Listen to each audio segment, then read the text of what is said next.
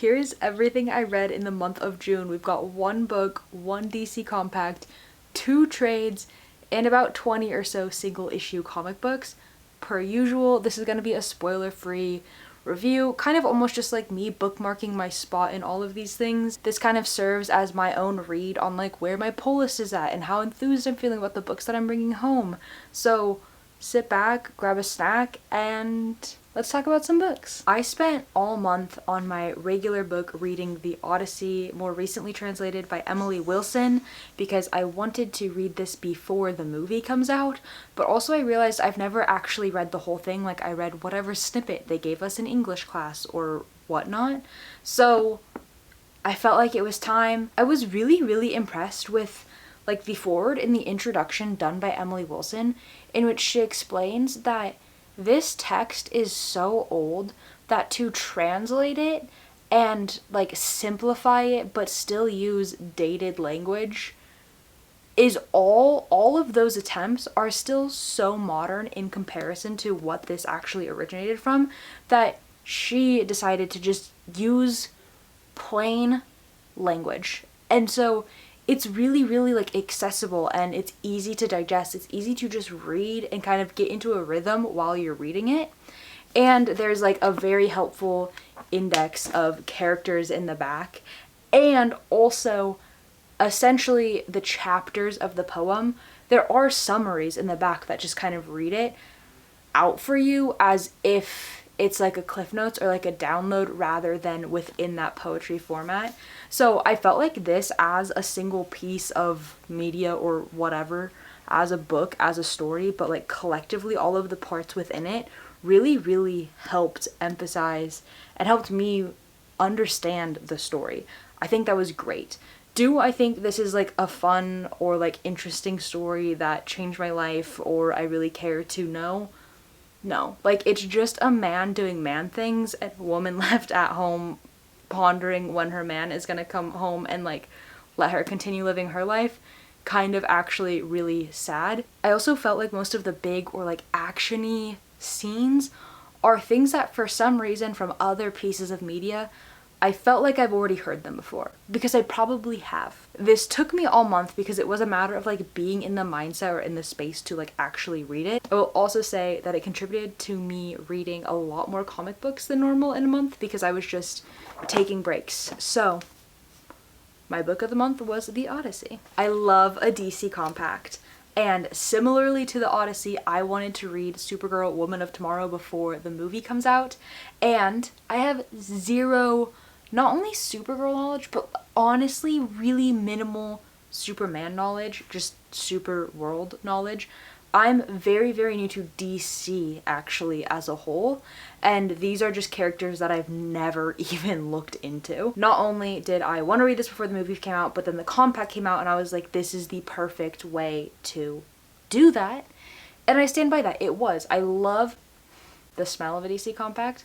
I love the reading experience of a DC compact, and I love just like the simple, accessible entry point that these are to people like me who are new to DC, new to Supergirl, like you name it. It's so easy to find these, grab these, read these, and then share them and pass them along. So with all that being said, if you have any Supergirl recommendations on like where to go from here in my reading journey, please share them. I felt like I was really falling for this character and wanting to know more about her history and also her future, because this isn't necessarily recent. So yeah, this was a huge home run, but I also kind of knew it would be. With my comic books this month, I also wanted to be really intentional about reading queer comic books and comics including LGBTQIA2S plus characters, but also like creative teams and whatnot, just the whole gambit. I wanted to explore it because I personally am working on and wanting to build out my queer comic book collection.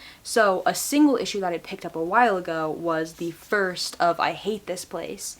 And this month, not only did I read the first volume, I also got my hands on and read the second volume, which is the complete story. And it really sent me on like a mission to go discover more of Kyle Starks' writing, because in the best way possible, this book is one vibe and this book is a whole different vibe, but in the end, the story completely comes together and is cohesive. The story is following this couple where this wife inherits her like kind of estranged family farm, and they go to it kind of like with the rose-colored glasses. This is a fresh start for us. This is a good opportunity.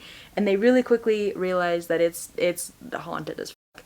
And this one is kind of like got a really like gritty survivalist background, and they are so different but so obsessed with each other. And oftentimes when you are just reading a book, not visually like with comics, and you have same gendered, same pronoun main characters, love interests, whatever, it can be a little bit frustrating to feel like the author is trying to over-explain their differences and to point out person A versus person B. And with this, the like visual depiction of these characters, from like their body language to their habits to like the patches on their clothes, there are so many clues into their individual personalities that you get such a good idea with zero over explaining and honestly minimal explanation at all about their backstory.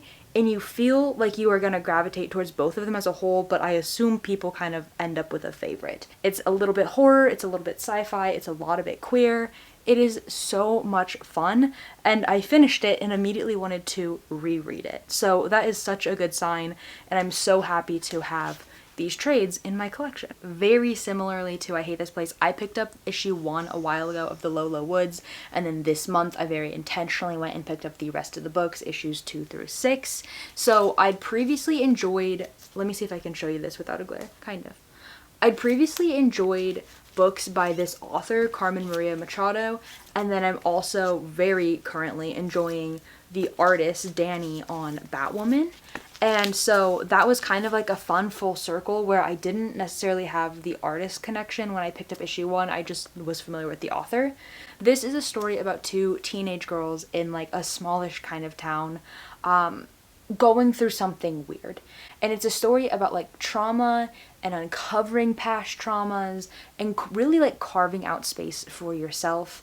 It is so like empowering but also heartbreaking, but I would say it was so on par with Carmen Maria Machado's other writings that I've like experienced, from short stories to full books, that if you're going into this or picking this up because you enjoy her work, you're going to absolutely love this. And also similarly to I Hate This Place, I'm so happy and proud to have these in my growing collection of queer comic books. I know in the past that publishers, especially the big 2, have kind of typically come out with very like focused pride books, and DC did a lot of variant covers this month, and they also did their DC Pride Dream Girls event where a new book came out each week, which was a really cool thing. I truly enjoyed that like change of pace, getting 4 books in a month, getting the full story in 1 month, because sometimes I'm starting to feel with, as I read more books, that a month can kind of be a lot of time between essentially like chapters in a story.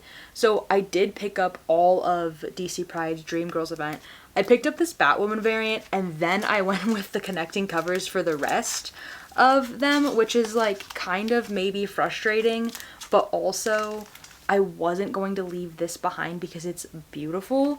And then I feel like truly, let me show you. From 2 to 3, I think was like specifically the gold in the connecting covers, because you've got Dreamer and Galaxy, your main characters, on them. And then from 3 to 4, I don't even know who that red guy is at the top, but I wasn't gonna cut him off. But there was a really cool Superboy variant for 4, and I do kind of regret not choosing that path in my adventure here. There were also short stories in here that I really found myself enjoying, and this was such a like clue into new writers, new characters, and I really am like seeing myself falling into that world of DC between Supergirl, this, how much I'm loving Batwoman right now. I'm kind of on the edge from Marvel to DC, and that is crazy. Like, you couldn't have told me 6 months ago that that was gonna happen, but here I am. The last specific Pride book that I picked up this month was the Star Trek Celebrations issue. I know zilch about Star Trek, but I do know that I'm like supposed to like it. That if I could wrap my brain around starting it, that I would enjoy it. I just don't really know where to do that. So I thought this would serve as like a good entry point, and it did. It was fun, it was entertaining, but I think it's for sure more valuable if you know about the characters who are featured in here. There's kind of like a rundown or a history of queerness and inclusion throughout the run of Star Trek as like a greater whole beyond this book and these characters. And I think that that's really cool because unfortunately you do kind of have to say that like you've been here the whole time, and it's so clearly the case for this like franchise or fandom or whatever you want to say here. In talking to one of my like regular workers at the LCS about how few like pointed Pride releases were coming out this year, he ended up recommending The White Trees, which is, this is the story. There is like a spin-off story, but like this like double issue is a complete story, which I'm really unfamiliar with like that as a concept. I'm used to pulling like greater series or reading larger books, so that was also kind of nice, and like, oh, I didn't know that was an option sometimes. But this is such a good story about not only like found family, but broken and blended families, and then just it is full of effortless inclusion.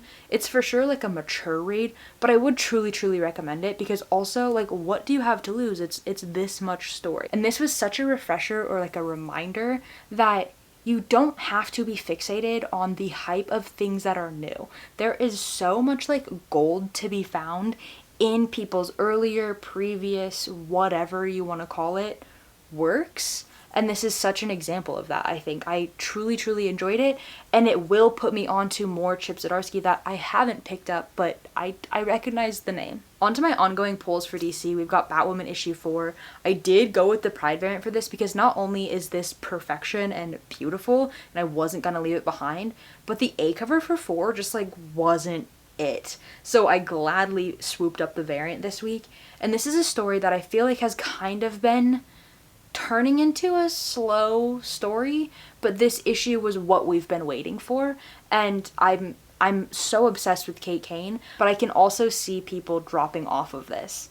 And so, yeah, let's see if he can keep people's attention, because he's got mine. I'm in it. Bleeding Hearts issue 5. This cover specifically reminds me so much of Warm Bodies. I had a conversation with somebody at the LCS who didn't pick this up when number 1 came out and then found that they missed it.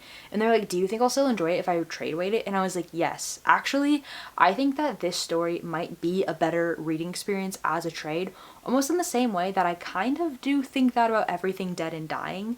Like, it's short, and I'd almost rather have the entire story at my fingertips. So while I am like anxiously waiting each new Bleeding Hearts issue, I think I would prefer to just sit down and read it all. I bring that up to say, if this has been catching your eye but you didn't grab it, I would stop feeling the pressure. I think it is so okay, and you might be on top if you pick this up in a trade format when it does come out. Here we've got issue 10 of the Seasons and issue 14 of Blood and Thunder.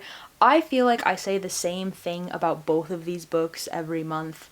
I love them. I've been pulling them for a long time. You should love them too. They're kind of in those higher numbers though, so if you're not there, you're not there. And I don't feel like I need to repeat myself, but I read them this month and I'm not gonna exclude them. And yeah, I enjoyed them per usual. I definitely missed this when I sorted all my books out, but The Flash, this is a DC book, issue 33, Ryan North's The Flash.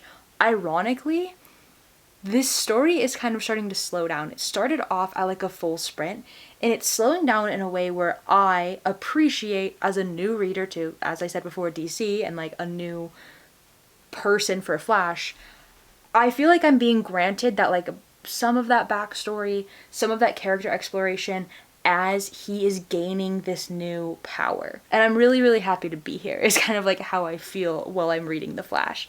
I love Ryan North, and yeah, I'm so glad he's on this because otherwise I don't think I would have discovered this character anytime soon. On to the Marvel books, we've got issue 4 of Alias. This is weird because it feels so familiar to me, like the original Alias books, but also entirely fresh, new, exciting, you name it, all of those things. I'm kind of just letting myself be surprised by the LCS with which covers I've gotten. I think I've gotten A's except for one. I did have a variant and I did enjoy it, so I'm kind of branching out. I'm branching out from my A covers. We've got issue 30 and issue 31 of The Amazing Spider-Man. I did kind of like come to the conclusion somewhat recently that I've had the experience pulling this.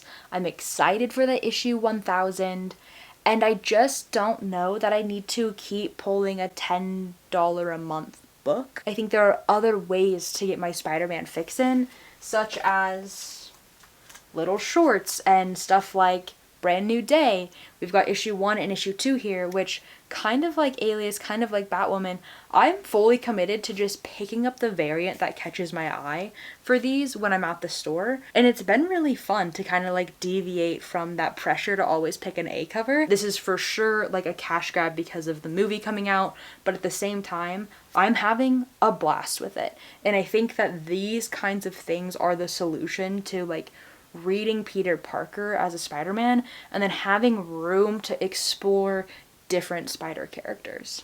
The final single issue that I read of the month was Daredevil issue 3 by Stephanie Phillips.